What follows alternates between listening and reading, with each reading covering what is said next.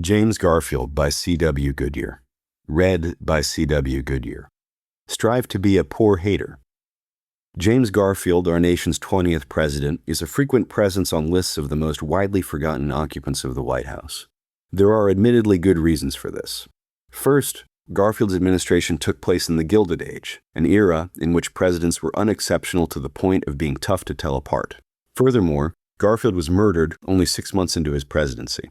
His assassination has been deeply explored over the years, written up in excellent detail by the great Alan Peskin, and vividly portrayed on TV by the recent Netflix miniseries Death by Lightning, based on the scholarship of Candace Millard.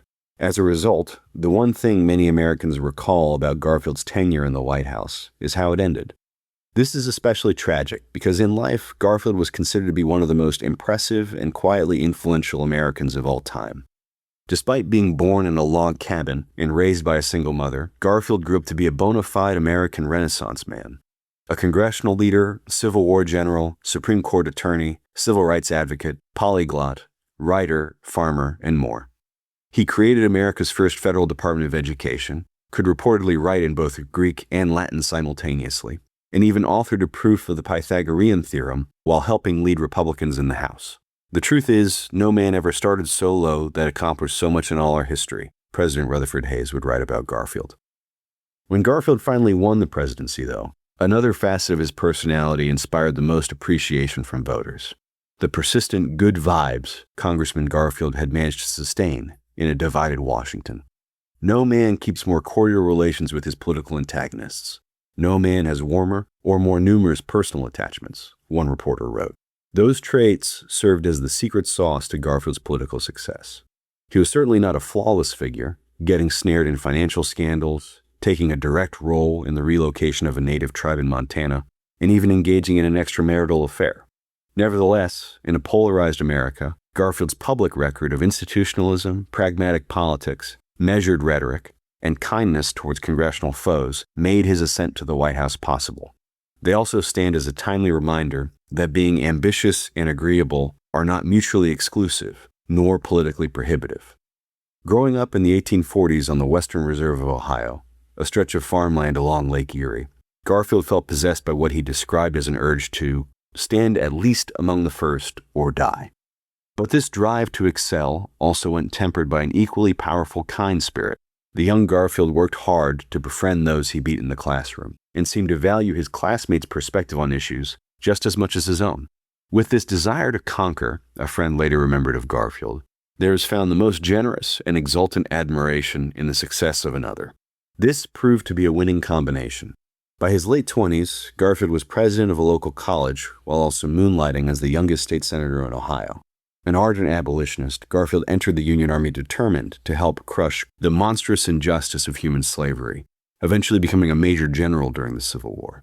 By 1864, he had begun serving, according to his own calculations, as the youngest man in Congress, after realizing on bloody Southern campaigns that the successful ending of the war is the smaller of the two tasks imposed on our government. In other words, Garfield grasped that piecing America back together demanded more than mere battlefield supremacy. It would also require the far more difficult task of repairing and improving institutions. Reconstruction, as Garfield anticipated, was a divisive period for the nation. For all of the hard-won progress of this era, not least of which were the Reconstruction amendments abolishing slavery and strengthening the civil rights of Black Americans, the Republican coalition which won the Civil War collapsed over the course of a decade, splitting along wedge issues. These included not just the future of the post-war South and civil rights, but also corruption in the civil service, as well as the emerging schism of labor versus capital in an industrialized America. Economic meltdowns, presidential scandals, Klan violence, and constitutional crises only added to the chaos. One of the few constants of American public life in this period was James Garfield. He achieved this primarily by committing himself to the dry, unglamorous busy work of lawmaking. Whenever Representative Garfield made headlines, it was usually for his diligent work running fiscal, monetary, or census committees in the House. Democrats considered him a man they could make deals with. Fellow Republican leaders liked having a colleague they could pawn legislative business onto. Garfield, for his part, was perfectly happy to let publicity-hungry colleagues hog all the limelight. Whenever partisan fireworks went off, he preferred to watch from afar, quote, I am a poor hater. Garfield had strong progressive instincts, but was wary of straying too far from the electorate. I am trying to be a radical, but not a fool. If legislative combat on the House floor ever went his way, Garfield refrained from twisting the knife. I never feel that to slap a man in the face is any real gain to the truth. And, as crisis after crisis hit America, Garfield's first political instinct was always to protect our institutions. We must make a track that will be fit to follow after we are dead. Consequently, as the years passed and polarization took its toll on both Congress and Republicans, Garfield became a quietly crucial figure, serving as a reliable legislative partner in moments of national emergency and a peacemaker in a Republican Party coming apart at the seams. He was also, astonishingly, willing to place his own interests below those of other Republicans. For example, Garfield gave up a surefire Senate seat to serve on as House Minority Leader at President Rutherford Hayes' request. Afterward, Garfield consoled himself that his record of goodwill in Washington would one day be rewarded. As he told a friend, "I cannot believe that, in the long run, a man will lose by self-sacrifice." This instinct proved correct. When it came time for Republicans to nominate a new presidential candidate at their 1880 convention, their party had split into colorfully named factions, including half-breeds and stalwarts. Each group had their own candidate in mind, but if any faction's pick won the nomination, the Republican Party would fracture further and lose the general election.